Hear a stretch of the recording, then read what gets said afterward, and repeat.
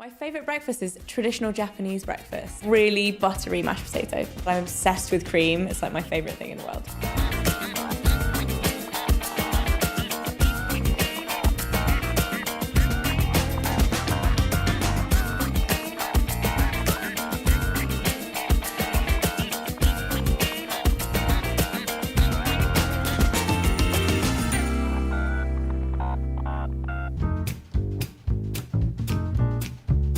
My inherited dish is my mum's white chocolate and raspberry cake. It's really something that she started cooking years ago, and she tailors it for each individual occasion. So at Christmas she'll do a different version, at someone's birthday she'll tailor it for them, and then at Easter she'll put eggs on the top, and it's just so delicious. Cakes have always been a massive part of my life growing up because my mum is a massive baker, and I think she's kind of developed her cakes over time. Like, she goes through phases and trends of like what she loves doing, but the white chocolate cake has always been my favourite.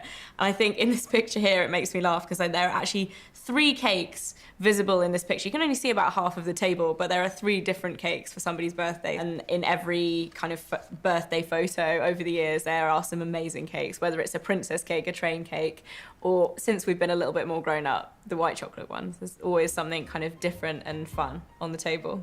Well, actually how the first one happened was I made it in a larger cake tin, and actually it didn't quite rise so much, so I cut it in half, and then it wasn't big enough, so I made another one on top. So then it turned into 3. And why did you mix in the white chocolate? The white chocolate and cream are actually lovely. Yeah? Yeah. Don't you think? Naughty. This is without a doubt my favourite chocolate cake in the whole world.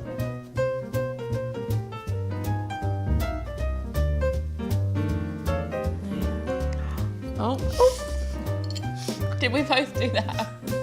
I missed. I started vlogging when I was at university just because I was interested in beauty and fashion, and I wanted to kind of share what I love. None of my friends were really into it. I have some really exciting things to show you today, so I'm super excited to make this video. Actually, I knew nothing about vlogging, did I? And no, I showed you a video, I think, way back.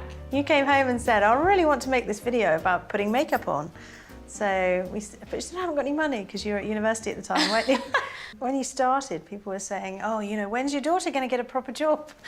The one thing I really dread is telling people what I do. When you sit next to people, especially at weddings, sit next to people you don't know, and they're like, oh, what do you do? Making polite conversation. It's always tricky to come out with, I make videos on YouTube. But you know what, over the past 3 years, probably, it's become a little bit more well-known. So it's made my life a lot easier. And it depends on the generational side of things as well, because some of my older friends, like my grandma, totally doesn't really get what I do. But it's definitely got better over the years. It's always a conversation starter, that's for sure.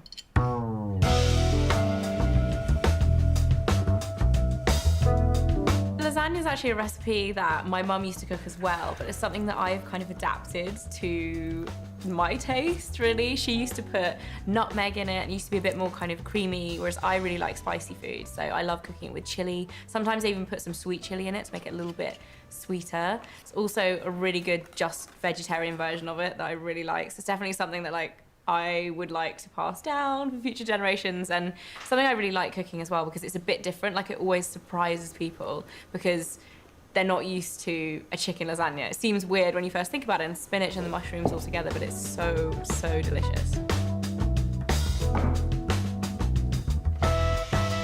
Having viewers come up to me is actually really fun for me because I spend a lot of time filming on my own at home. It's actually quite a lonely thing to do, and you know, when I get to meet people in person that watch my content, it's usually amazing, and I usually get really excited about it as well. You know, the strangest place was in the airport in Zambia. Yep, in the queue for immigration. Someone came up to me and I thought they were going to stop me and say, come with us, will you take some? I was like, oh my God, no. And we took a picture, it was great.